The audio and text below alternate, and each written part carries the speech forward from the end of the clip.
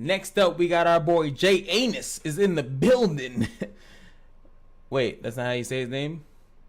JANUS? JANUS definitely sounds like some old ass chick. like you be like, hey yo man, yo, you go into like some old ass store, like, hey man, can I get some lemonade? And be like, oh man, lemonade, you want some lemonade? Hey yo, JANUS, make this goddamn man some lemonade.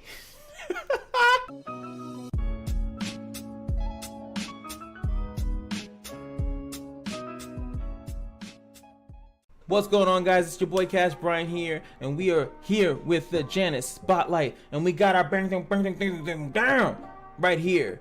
Hopefully this boy is broken, because little boys, it's like, come on man, I ain't trying to get arrested out here for, like, I want a little boy. Even little girls bad, but like they're like, oh, this, like, sees, you know, you see all these crab videos like, oh, she's 160, boom, doom, doom, doom, doom, doom, doom, doom, doom. So hopefully this little boy is squattable, because right now Tyrion is gonna be in the squad. I don't know where, but I definitely love her kit. Thankfully she's gonna be given to us, but this guy is a banner, so he has to prove his worth of my crystals within a 2 weeks time period. So let's see if he's worth the crystals. Ladies and gentlemen, JANUS.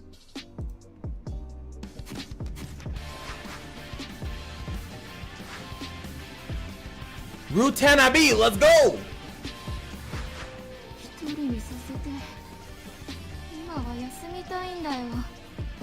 Crazy bear. Rage, I see some rage. Ignore defense, oh god. Increase damage, ignore defense with debuffs. No! I love that scream. I love that scream. Like, get away from me! Like, penetration damage. Inflicts additional damage when attacking support. So we got a support killer.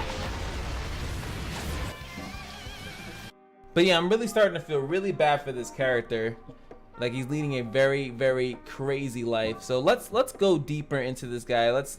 Now you fucked up! Let's go deeper into this guy's kit. Alright, here we go. Potential power increases Dark Allies' critical chance by 30%. That is a pretty damn high increase. And he's hybrid also, by the way. So he has the same thing as Cynthia. He has an ignore defense, S1, and has a 100% chance to do more damage if the target has any debuffs, which is awesome. So we do have that in our sleeve. So, and we know that that's just gonna get slightly stronger. And I don't know if well, the crit was, yeah, Cynthia's was what the crit thing did. So, right, inflicts penetration, silence. She has to be silenced to crit. So I don't know if he has 30% if you're using him. So that's pretty good. Single target 2 skill 2 nuke, and we see 200. And again, same thing with like Tyrion. It's gonna go up to about 320, I think it is. And 70% to apply madness for 1 turn. Madness stuns the target and inflicts damage to the target when removed. So you get stunned, 70% chance to stun, which is really good if that's how we should be looking at it. You get stunned and then when it's removed. I don't know what that means. Like, it probably doesn't matter if it gets removed by its natural, like, going away, or if you actually, like, remove it by, you know, like, cleansing, and then it inflicts damage. It doesn't say here what that damage is, which is kind of concerning, as I would like to know how much damage it is. Usually they have like some type of thing that lets us know, like, oh, the damage is XYZ, like that's how much damage it does, but it doesn't tell us here, so we'll have to test that in game. And then we got the third skill, inflicts damage equal to 300%. Again, well, this is 300, so up to 480 to 1 target, and again, there's additional damage to support. So this is a support killing unit, and that's very interesting for a dark. So I mean, there's not that many light supports outside, I think, Abel, that people are really bringing into PvE. And obviously, if you go PvP, but if you go PvE, you got Sid.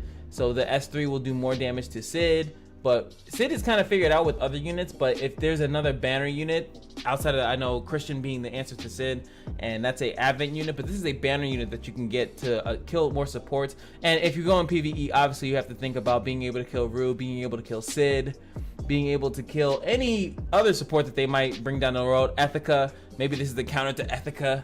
because well, I think it's dark and this guy's dark too, so it's not like he has a increased damage to her. But I'm thinking like, you know, maximum the light supports. There's not really that many light supports that I think people run in PvP. So let's look at this passive. 100% chance to send the caster into a telekinetic rage for 2 turns upon an ally's death. So when someone dies, and that's actually really cool because you got adults are liars, I knew it. So when someone dies, he goes crazy. And I can see that again, they're doing good with these kits, as far as at least these 2 kits, Tyrion and this guy's kit, as far as like really emphasizing what the kit would be like in, like, if he was, you know, you see him. Telekinetic rage increase the caster's damage dealt by 80% and damage decreased by, oh my god. So as soon as an ally dies, he's doing 80% more damage and 50%, he's taking 50% less damage when someone dies. So that's very interesting and very easy to have that trigger. Well, not easy to have it trigger, but if you protect him, and this is like an Ian thing, if you have Ian protect him and then you kill Ian somehow because he keeps, well, not somehow, he keeps protecting him, then this guy's gonna go crazy. Now obviously you don't want to have your allies constantly dying, but let's see if there's more to it when you leave me alone. 100% chance to activate telekinetic rage again for 2 turns when the caster's buff is removed, or when the caster skips a turn due to immobilization. So if he has a buff, from what we can see here, that he has no self buffs, right? He does additional damage here. He throws 70% to inflict madness, which is to the enemy, I'm assuming, right? Because why would you want to stun yourself and inflict damage? Inflicts damage to the target when removed. So this is definitely for, he doesn't have a buff himself, so it's kind of weird that that actually happens. So that's just kind of like very weird that that happens. But if he does have a buff, that's an easier way to get this to happen. But if he does get stunned, he will get this telekinetic rage buff, which we all know is to increase his damage and make him take less damage, which is cool. But he also has a 50% chance to cast madness on 3 targets for 1 turn when the caster defeats an enemy. So as he is killing people, then 3 targets, it's 50% chance to, but then those 3 targets will then be stunned and then will take additional damage when the thing is removed in a turn. So that's really cool. That's very interesting. We're gonna have to definitely check that out. That aspect, this bottom part, is not gonna be that crazy. We have to then see madness. The only madness that I've known is the madness that they put on you in Xenon Advent Dungeon, where you get madness and you lose control of your character, or they may call that berserk or something like that. So I'm assuming, you know, madness might be we're gonna assume it's an abnormal status. So again, we're gonna have to see if that is an abnormal status. Can it be affected on bosses? If not, then at that point we'll just have to, it's gonna be PvP. And I've been telling people on my Twitch stream that a lot of units are going to be coming out for PvP specifically because it needs help.